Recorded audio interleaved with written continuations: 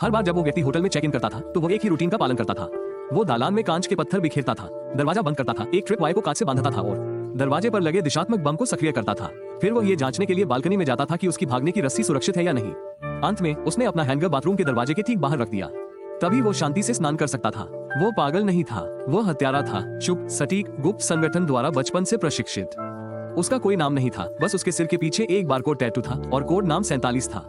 वो संगठन में सबसे अच्छा था, उससे कभी कोई नहीं बच पाया था। जल्द ही 47 को एक नया काम मिला। उसका अगला लक्ष्य रूस के राष्ट्रपति पद के लिए उम्मीदवार, और काम उसे पूरी दुनिया के सामने मार डालना था। 47 ने एक अचूक योजना बनाई। अगले दिन उम्मीदवार कार्यक्रम स्थल पर पहुंचा, पूरी तरह से अनजान कि 47 पहले से ही सड़क के उस पार पास की एक इमारत में छिपा हुआ इंतजार कर रहा था। एक गोली चली। अगले ही पल अंगरक्षक ने अपने चेहरे पर कुछ गर्म छींटे महसूस किए। लक्ष्य मर चुका था। 47 ने जल्दी से अपना सामान पैक किया, केस में एक समयबद्ध विस्फोटक रखा और गायब हो गया। जब तक गार्ड स्थान पर पहुंचे तब तक कुछ भी नहीं बचा था। मिशन पूरा हुआ। 47 हवाई अड्डे की ओर बढ़ा, लेकिन जैसे ही वो अपनी उड़ान पर चढ़ने वाला था, उसे संगठन से एक नया संदेश मिला। किसी ने तुम्हें देखा, गवाह को खत्म करो। अन्य विकल्प के साथ उसने शहर में नेतृत्व का पीछा किया।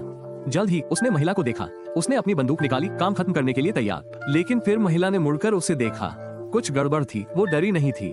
उसने किसी हत्यारे को देखने जैसा व्यवहार नहीं किया। वो सामान्य दिख रही थी। अचानक एक गोली 47 लक्ष्य बन गई थी। चौंक कर वो तुरंत क्षेत्र से चला गया। वापस होटल में उसने मुख्यालय से संपर्क करने की कोशिश की, लेकिन उसे केवल मिशन विफल संदेश मिला। लेकिन कैसे? उसने लक्ष्य को आंखों के बीच में गोली मार दी थी। फिर उसने टीवी देखा और वहाँ मृत उम्मीदवार था।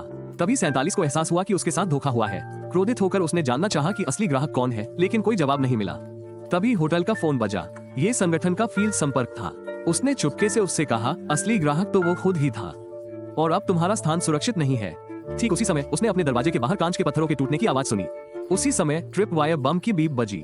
47 ने फोन फेंक दिया और बालकनी की ओर भागा। कुछ ही सेकंड बाद धमाका हुआ। उसके होटल के कमरे के टुकड़े टुकड़े हो गए। लेकिन 47 पहले ही उस रस्सी के सहारे नीचे की मंजिल पर झूल चुका था, जिसे उसने पहले लगाया था।